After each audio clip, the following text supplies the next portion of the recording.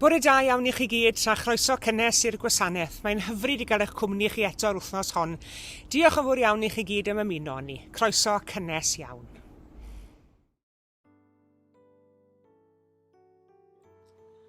Salm 148. Molwch yr arglwydd. Molwch yr arglwydd o'r nefoedd.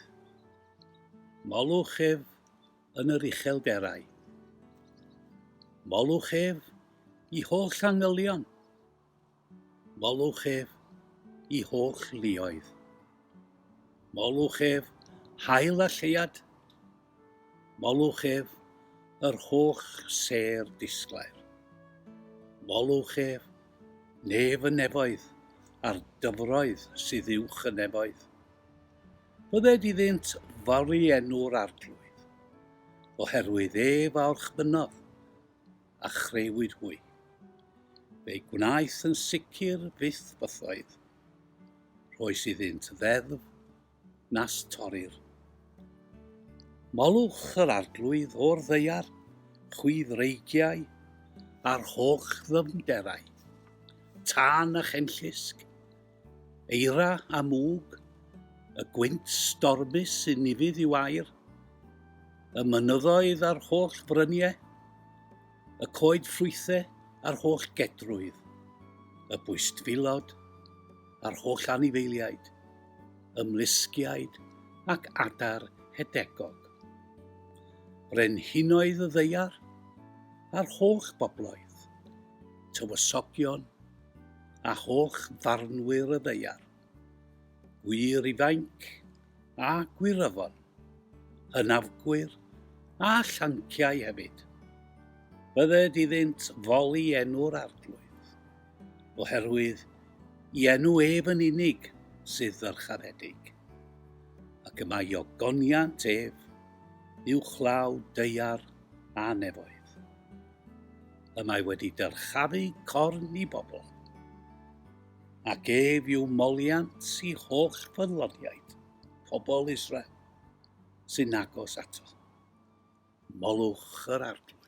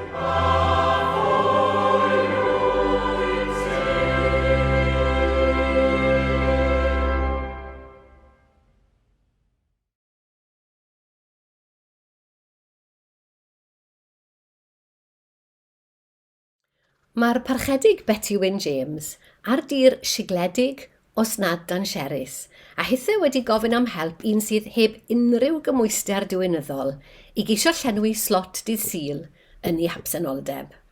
Myfyrdod, rhywbeth i feddwl i bwslo yn ei gylch, dyna'r gofyn, a dyma'r meddwl yn crwydro at Mathew 9, adnodau 1 i 12. A hynny mae'n siŵr am fod y darn hwn yn clymu sawl peth sydd wedi bod ar fy meddwl yn ddiweddar. Mae'n haf, a môr Cymru'n las, ac mae'r môr yn gefndir i'r adnodau hyn. Mae'n haf, trydedd don yr hen haint yma hefyd, ac mae cleifion yn y benod sydd angen ei gwella.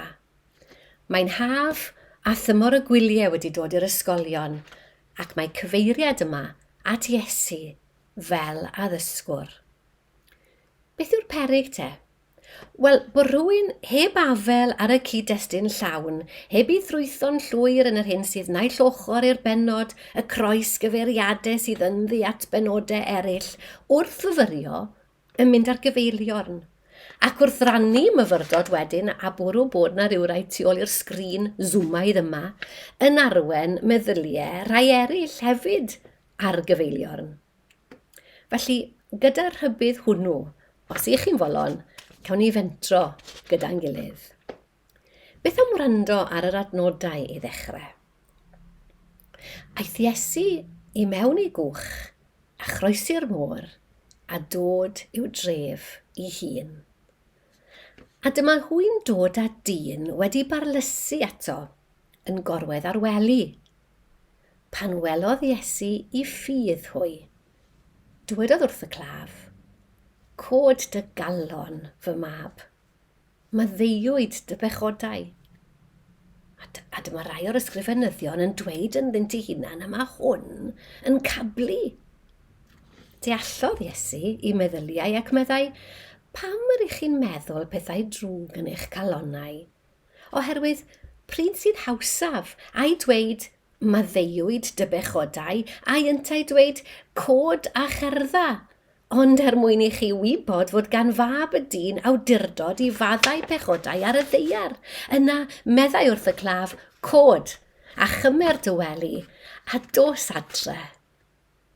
A chododd, ac aeth ymaith i'w gartre. Pan welodd y tyrfaoedd hyn daeth ofn arnynt a rhoesant ogoniant i Dduw, hwn, a roddodd y fath awdurdod i ddynion. Wrth fynd heibio oddi yno, gwelodd Iesu ddyn, a elwyd Mathew yn eistedd wrth y dollfa a dywedodd wrtho, "Canlyn fi." Cododd yntau, a chanlynodd ef.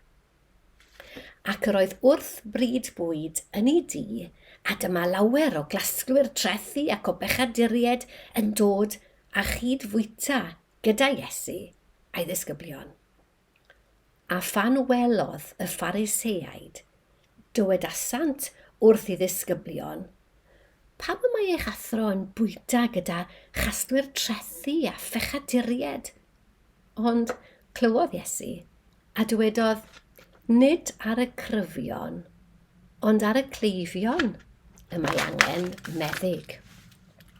Mae'n ddarn mor gyfoethog ond yw e. Buy one, get two free, achos mae o leia tair y stori yma. Mae'n agor gyda'r cwch yn dod o'r môr a'r Iesu'n mynd gatre.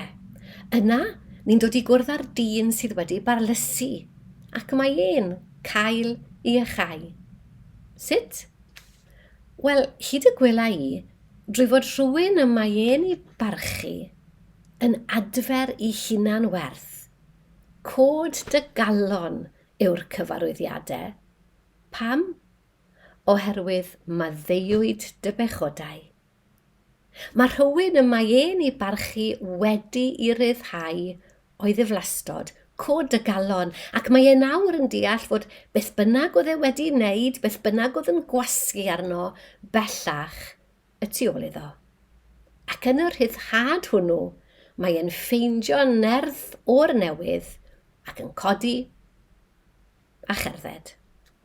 Maddeuwyd dy bechodau, cod a chymer dy wely, a cher gatre.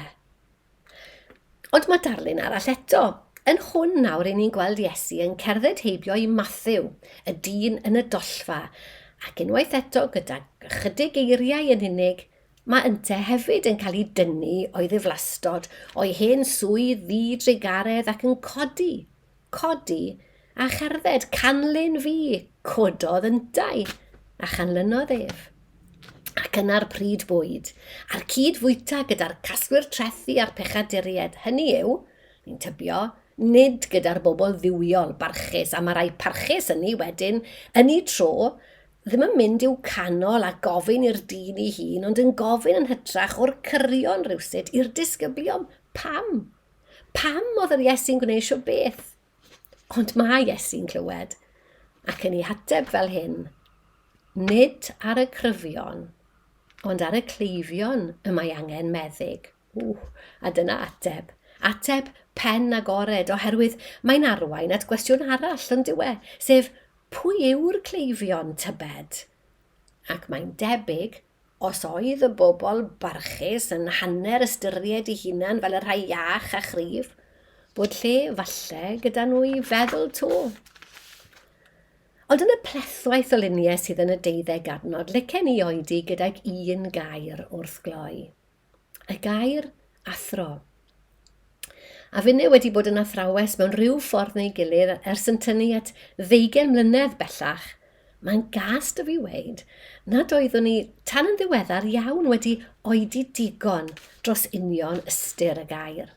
Athro. Mae'n wahanol i teacher wrth reswm. Daw teacher o techan, berf a oedd yn wreiddiol yn golygu dangos. A learn wedyn o ferf oedd yn golygu'n wreiddiol dilyn, dod o hyd i drywydd. Teach a learn. Yn Gymraeg wedyn wrth gwrs, yn ddiddorol iawn, gallwn ni gyfieithu to teach a to learn gyda'r un ferf, dysgu.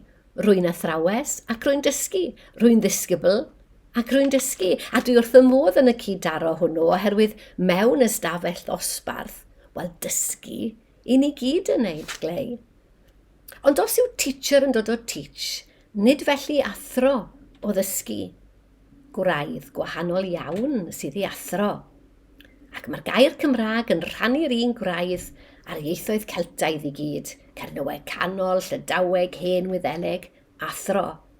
A'r rhain yn ei tro yn dod o'r gwreiddyn altros, al, yn golygu bwydo neu feithi.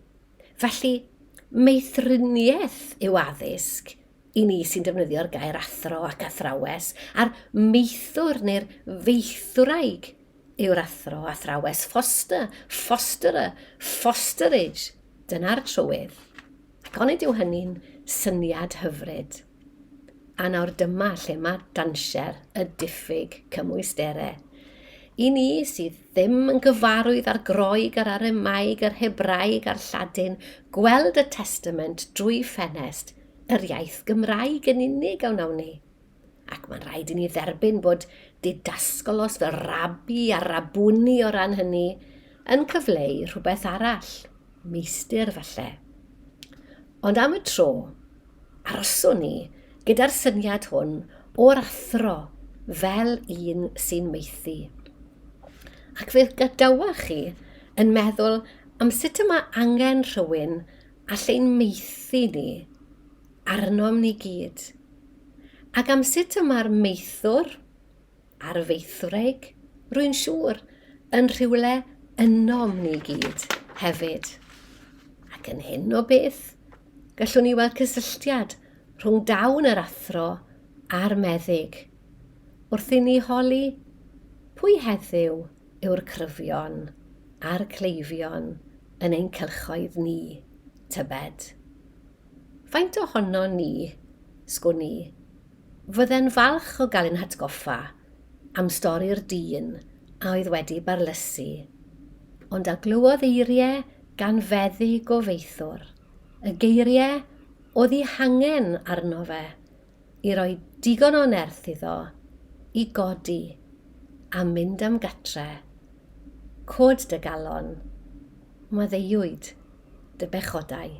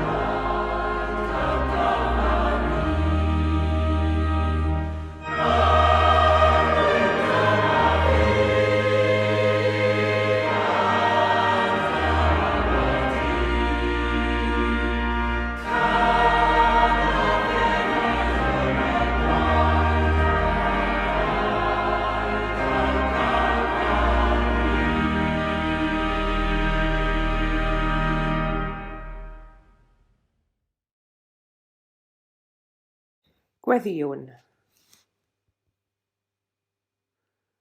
O ddiw ein tad a thad ein harglwydd am gwaredwr Iesu Grist. Edrych arno ni nawr o ddiw, wrth i ni droi atat mewn gweddi. Arglwydd fi wyddon ni dyfod ti wrth law bob amser i nerthu ac i fywhau y sawl sydd yn disgwyl o ddiwrthyd. A diolchwn i ti am bob arwydd y weithgarwch dysbryd yn adfywion heneidi am bywydau, ac yn blannu ynom ddeheuad amdana ti.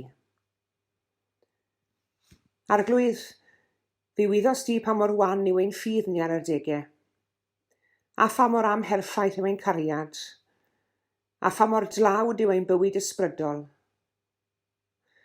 Rhoi ni arglwydd afael sicrach arna ti, a deffro ni bresenoldeb ysbryd o'n mewn. Mae eisiau dy nerth di arno ni arglwydd, i wynebu'r problemau hynny nad oes datrys arnyn nhw, a'r anawsterau na allwn ni gorchfygu heb dy nerth di. Cymorth ni felly i agor i ddoniad ysbryd, ac i dyfu bob dydd yn ein bywyd Cristnogol, ac i ymroi gyda sel i waith dy deyrnas. Arglwydd, clyw ein gweddi dros dy fyd a thros deulu dyn. Ein brodyr yn chwiorydd sydd mewn adfyd, sydd mewn poen neu ofid neu mewn unigrwydd. Yr rhai sydd wedi mathru dan drad gan orthrwm a chreulondeb. Yr rhai sydd wedi cornelu gan flinder a llesgedd ac afiechyd. Yr rhai sydd wedi bwrw i anghofrwydd ac anobaith. Adfer, adnewyddau a bendithiau nhw, a chadw ni oll yn dy gariad hyd y diwedd. Maddau ni hefyd arglwydd bob pechod a bai yn derbyn di, a gwna ni'n ymwybodol o ddywyllus di ar ein cyfer ni, a rhoi ni'r nerth i fyddhau ddywyllus di, ein bod ni'n gwybod sydd bod ni'n anodd gwneud hynny ar adegau. Rho'r hyder i ni arglwydd yn ein cenhadaeth i'r byd. Rho nerth i ni fentro ac i arbrofi gyda dulliau newydd o ddathlu ein ffydd, ac o gyfathrebu ein ffydd i eraill.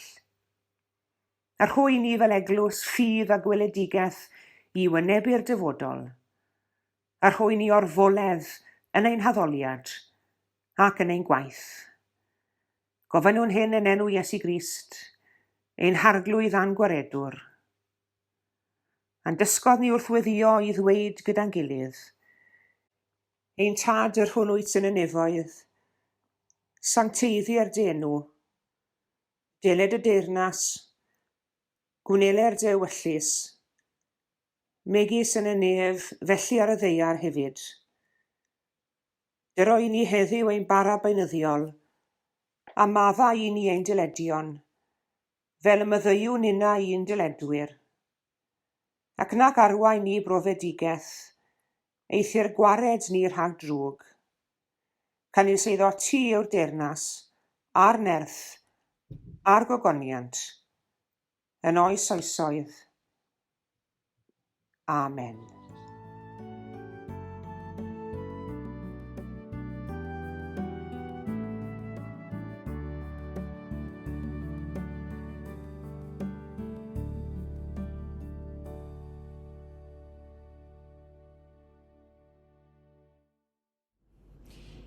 Diolch yn fawr iawn i chi gyd am eich cwmni yn yr oedfa heddi. Diolch arbennig i Mererid Hopwood am y myfyrdod ac hefyd i Alun Charles am ddarllen. Ymunwch â ni eto y Sul nesaf. Tan hynny, cadwch yn ddiogel ac yn iach. A gras ein harglwydd Iesu Grist a chariad Duw a chymdeithas yr ysbryd glân, a fyddo gyda ni oll. Amen.